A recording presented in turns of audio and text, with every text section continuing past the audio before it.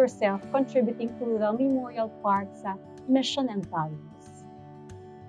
So it is very important because as what I have said, no, ginapabugal nato, no, when we say White Heavens, okay, amo ni siya ang nami nga Memorial Park, no, ang matahom nga Memorial Park. Sagwa pa lang plastado matahom, no, the road networks and everything, no, plastado. So amo na siya ang pinaka main point nga nagkahatag sa akon sang courage why as an ahente, no, hindi ako mahuyan sa akong mga clients. That's wonderful to hear, sir.